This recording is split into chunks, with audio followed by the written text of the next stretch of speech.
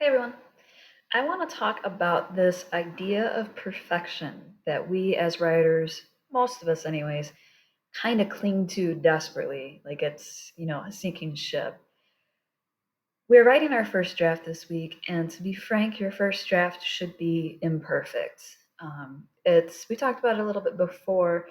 We have this idea, especially as writers and as students, and I think it's a byproduct of our education system and maybe even social media perceptions of how everything needs to be perfect. We need to go in and write this draft, and it's going to be perfect, and there you go. I'm amazing. Yeah.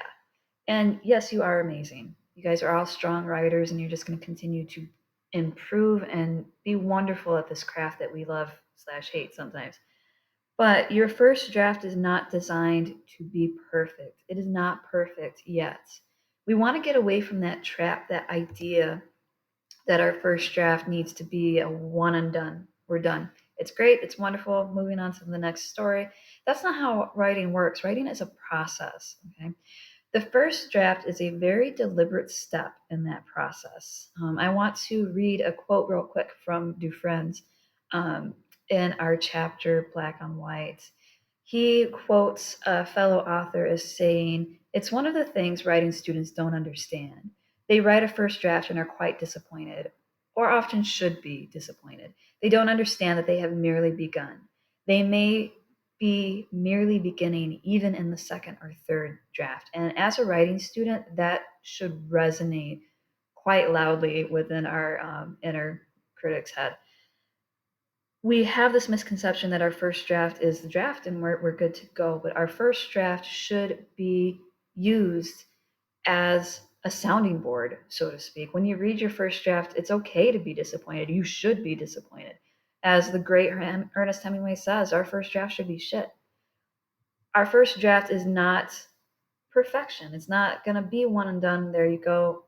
Move on to our next story. The purpose of the first draft is to see our experience or see our characters experience the story that we are writing. It's the first time that we've really taken our characters out of their sketch, out of our head, and thrown them in the situation. And we cannot expect them to react the way that we want them to react the first time we throw them in that situation. Writing is so involved. We have to have this grammar, dialogue, subtext, details, characters to expect ourselves to have our first draft to be perfect. You're setting yourself up for failure, and you're doing yourself a disservice and your story a disservice and your characters a disservice as well. And I know it is way easier said than done, but we have to turn off that inner editor, that inner critic, and just allow ourselves to be open to the idea of writing imperfect stuff. Okay, our draft is a tool to get the story begun out of our head. And then we take a step back, as Dufresne says, and he says so quite passionately. And that's the cool thing about this textbook, and also the slightly irritating thing about this textbook is Dufresne is so passionate about everything that we're talking about. But he mentions this idea of an incubation period. And that's what we want to do. Get the story out of our head with our first draft, let it set there, and then we can revisit and come back and start to smooth out those edges, add those details, mix up that dialogue.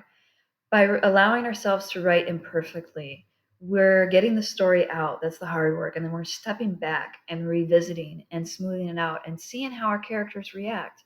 A good example of this is the stories, the bits and pieces of a story that I've been sharing with you guys over the past couple weeks about my character Mavis, who's a recovering alcoholic, and I put her in a bar 6 months, 6 days, 6 hours after her first sobriety meeting.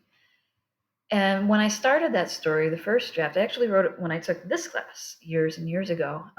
That first draft wasn't great. I was super disappointed because I wanted to be a writer all my life.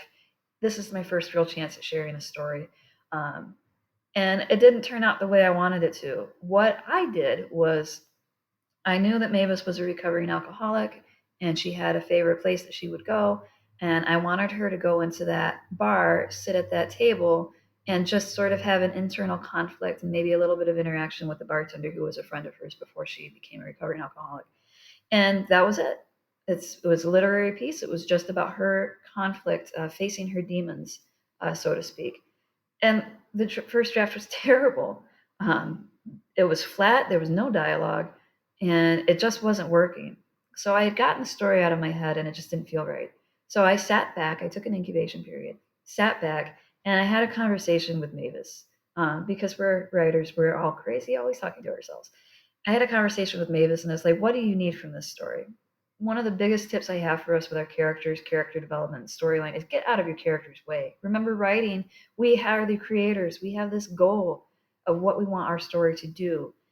Have that goal, but then let your characters do their work. Like that's their story. Maybe they'll surprise you. And that's what Mavis did. I reflected on the character sketch. I talked with Mavis in my head, and it turns out that what was really motivating for her to go into that story and to go into that bar was she needed to have a conflict and a resolution with the person who quote unquote drove her to sobriety. Um, and so that's where Mavis's ex-lover came in. I had no intention when I sat down to write that first draft to have more characters in it. And the story ended up being one that got published a couple years later because I allowed myself to write an incomplete, imperfect first draft. And then when I went to revise it, I realized after thinking about it, talking with Mavis, I realized it was missing something. And that's the purpose of a first draft is to get the story out of your head, allow yourself to react and respond to the piece, and then go back and fix it, address those issues, flesh out your characters, add those details. Ernest Hemingway says our first draft should be shit. Shit does not mean bad. Shit means incomplete. Okay? You should not go into writing your first draft all gung ho. It's going to be perfect. That's why we call it a first draft, okay? Allow yourself to write incompletely. Allow yourself to get the ideas out on paper and then use the revision process for what it is. Go back, review. Why is your character just sitting there staring at a glass of scotch? That's a boring story. What conflict can flesh it out? One of the issues that a lot of us have is with dialogue. So for your first draft, write terrible dialogue. Okay, do all of the adjectives and dialogue tags that we should be avoiding. More on that later. Get it out of your head and let it be imperfect, and then share it. Let's talk about it. Maybe we're using a whole bunch of she laughed, he giggled. How can we go back and revise it? Right? Let's use the writing process for what it is. Allow yourselves to write incompletely. Allow the revision work to do its job, and then as you go, your story is going to become more full, more detailed, more real, more complete. Never perfect, but wonderful, complex, beautiful if we follow the writing process. So I absolutely know it is 100% easier said than done. Put that idea of perfection out of your head and allow yourself to write incompletely. If you have any questions or any challenges with this, you know, you definitely got this, even if you don't realize it yet. But you know that you can reach me, text, chat, talk. We can have a phone conversation. Give me a call. Let me know it's you before. But we can talk. We can do a Zoom meeting. We can take this conversation to the general discussion forum. But please, please, please allow yourselves to write imperfection. Allow yourself to write incomplete. That's what the first draft is. It's not perfect yet. It never will be 100% perfect, but it will be better. It will be the story you envision if you allow yourself to get out of your own way. Okay? Let your first drafts be a first draft. You guys got this.